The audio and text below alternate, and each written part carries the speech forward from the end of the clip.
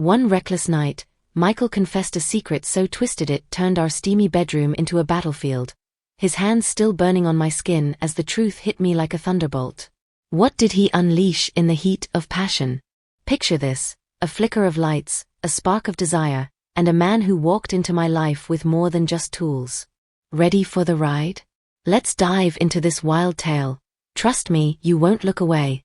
It was a cool Monday afternoon in Africa, and I remember it so clearly. I had been having trouble with the lights in my house for a few weeks. I didn't know what else to do, so I finally called an electrician. His name was Chinedu. I hadn't met him before, but I had heard he was good at what he did, so I thought it would be a quick fix. When Chinedu arrived, I opened the door and was taken aback. He looked much younger than I had imagined. I had expected an older man, perhaps someone in his 50s, but he seemed to be in his early 30s. He had broad shoulders and a tall, strong frame that made him look very capable. His skin was smooth, and his eyes sparkled with a friendly light. "Hello, I'm Chinedu," he said with a bright smile. His voice was deep and warm, making me feel at ease immediately. "Hi, I'm glad you could come. My lights have been acting funny," I replied, returning his smile as I led him into the living room. I felt a flutter of excitement in my stomach. I pointed to the ceiling light that was flickering on and off. "It just won't stay on," I explained, feeling a bit embarrassed about the situation, "and sometimes it goes completely dark." Chinedu nodded as he inspected the light. He pulled out a small toolbox filled with shiny tools that caught my eye. There were pliers, screwdrivers, and even a little flashlight that seemed to beam with its own light. I watched as he moved with confidence, as if he knew exactly what he was doing. "Don't worry, I'll take care of it," he assured me, focusing on the light. I was amazed at how quickly he got to work. He climbed onto a small ladder to reach the light fixture. As he worked, I couldn't help but admire how skilled he was. "I used to have trouble with my lights at home too," Chinedu said, glancing down at me. "I learned to fix them, so I wouldn't have to call someone every time." He laughed softly, and I felt a warm sense of connection with him. "I wish I could do that. I always feel nervous with wires and stuff," I admitted. "I'd probably just end up making it worse," Chinedu chuckled. "It's okay, everyone has their strengths. I'm good with this, but I'm terrible at baking. I can't even make toast without burning it." We both laughed, and the room filled with a lightness that made the atmosphere cozy and friendly. I felt my worries fade away. Chinedu seemed not only knowledgeable, but also fun to talk to. He carefully tightened a few screws and checked the wires with a serious expression. "Sometimes it's just a loose wire," he explained, his brow furrowing in concentration, "but I'll make sure it's safe before I leave." Watching him work, I admired his focus. I could tell he took pride in his job, and I felt a sense of gratitude that he was here helping me. The way he moved around the room, filled with energy and purpose, was captivating. As we chatted more about everyday things, like his favorite movies and how he started in the electrical business, I felt a sense of warmth growing in the room. It was more than just a simple repair, it was a pleasant encounter that would stay with me long after he left. I started chatting with him, asking about his day and how long he'd been an electrician. He was polite, answering me without looking up much, but I noticed his voice was a bit nervous, like he was trying to focus on the job and not on me. It was cute, really. I smiled to myself. At one point, I reached out and lightly touched his arm. "You're really good at this," I said, trying to compliment him.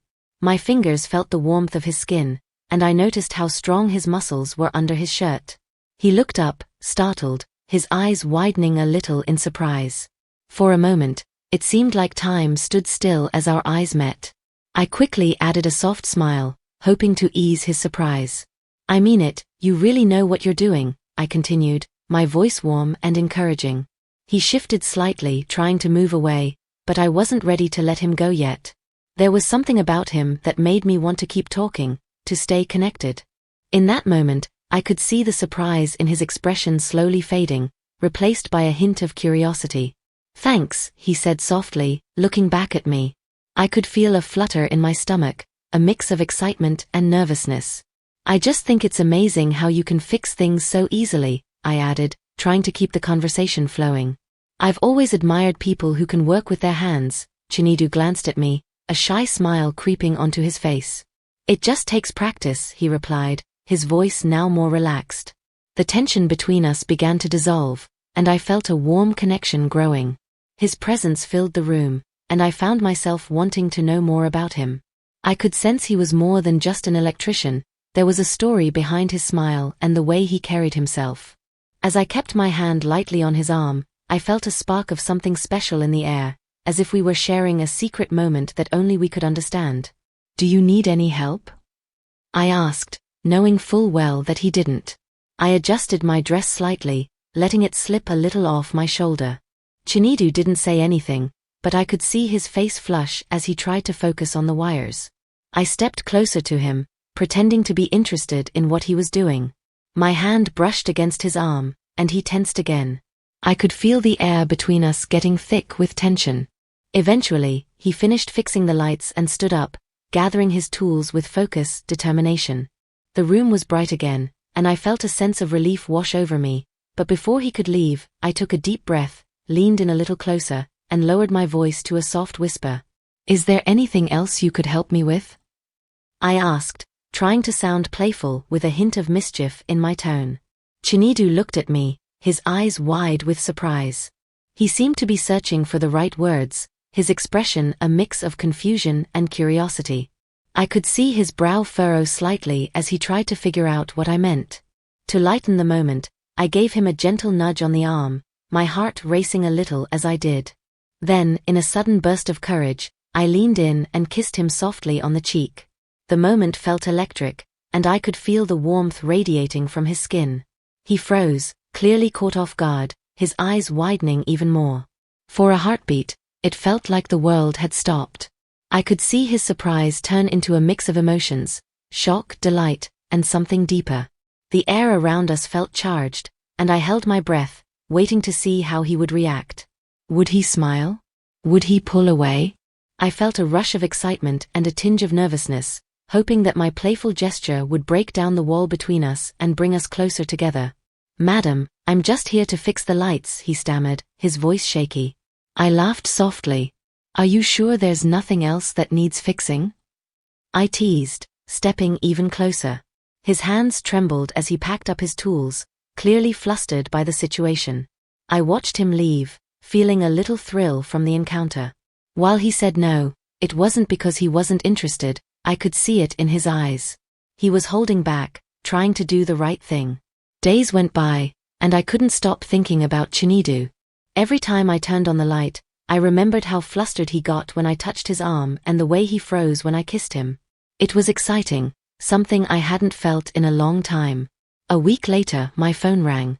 I didn't recognize the number, but when I answered, it was Chinedu. "Hello, this is Chinedu, the electrician. I was just calling to check if the lights are still working properly," he said, his voice polite but with a slight tremble. I smiled to myself. "Chinedu, how nice of you to call. The lights are fine, but there's something else in the bathroom that needs fixing. Could you come take a look?" There was a pause on the other end, and I could almost hear him debating with himself. Finally, he replied, "I can be there in about an hour." When Chinedu arrived, he seemed more nervous than the first time. His usual confident demeanor was still there, but I could sense the hesitation as he stepped inside. I led him to the bathroom where the shower handle had become loose. He knelt down to check it, but I could tell he was more aware of my presence this time. I stood nearby, watching quietly, the silence between us thick with unspoken tension. Finally, I broke the silence. "Chinedu," I said softly, "I've been thinking about you." He paused, his hand gripping the handle a little tighter. "You have?" His voice was cautious, unsure of where this was going. I stepped closer, my voice barely above a whisper.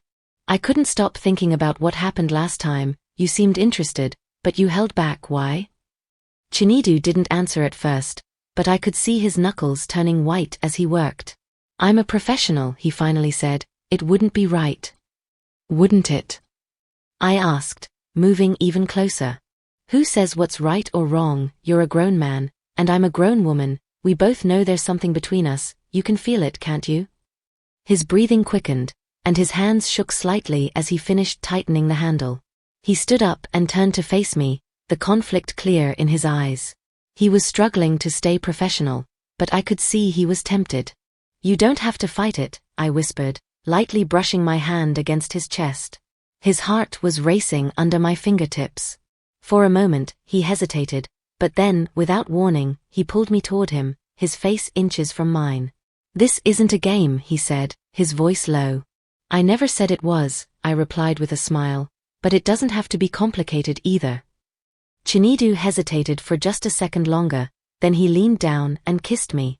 It was deep and passionate, like he had finally given in to everything he'd been holding back, and I kissed him back, pulling him closer.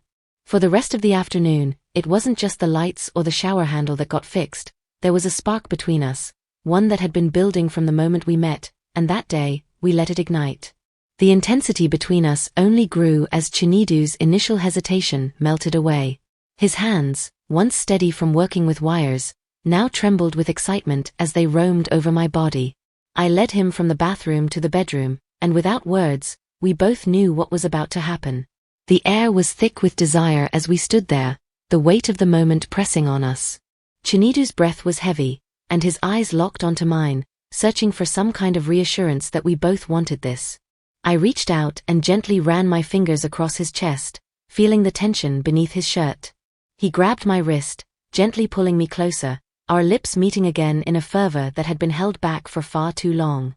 His hands were warm and strong, exploring my body with a tenderness that I hadn't expected.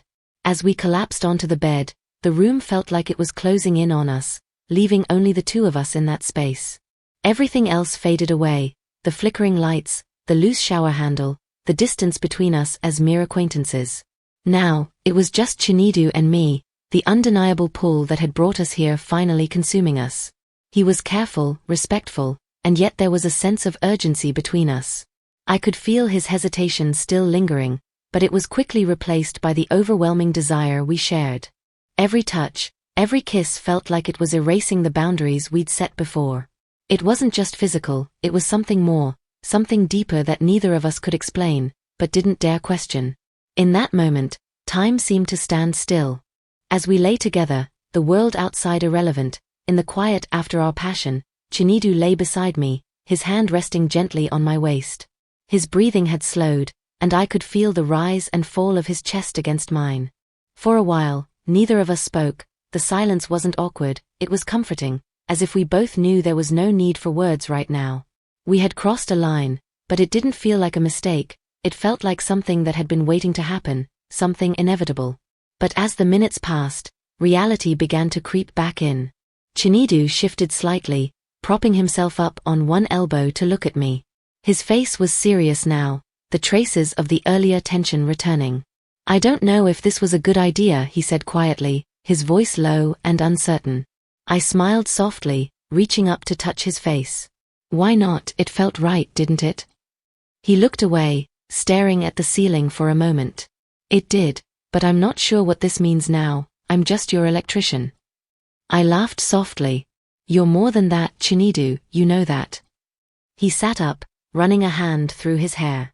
I don't know what I'm doing, this isn't professional, it's not right. I could see the conflict in his eyes again, the same one that had been there since he first walked into my house. He was struggling between what he thought was appropriate and what he truly wanted. I sat up beside him, placing my hand on his shoulder. We're adults, Chinedu, what happened between us doesn't have to be complicated, we wanted this, and we both enjoyed it, there's no need to overthink it. He turned to look at me, his eyes searching mine for some kind of answer. What happens now? He asked. I shrugged, leaning in to kiss him lightly on the lips. Now you finish your job, and maybe we'll see each other again. He chuckled softly, shaking his head. You make it sound so simple. Chinedu paused for a moment, his eyes lingering on mine, before he nodded slowly. We'll see, he said, and with one last look, he stepped outside, leaving me standing there with a strange mix of emotions, hope, excitement, and a sense of wonder about where this unexpected connection might lead. The door closed behind him, and I found myself smiling. Maybe it wasn't so simple, but then again, sometimes the most complicated things started with a single, simple moment. And that's where it all crashed. Wild, right? From sizzling sparks to a gut-punch betrayal, this story's got it all. If you're as shook as I was, smash that like button, hit subscribe, and ring the bell. I've got more steamy drama coming your way. Comment below. Would you forgive Michael or kick him to the curb? I'm reading every one, so let's chat. Support the channel and keep the fire.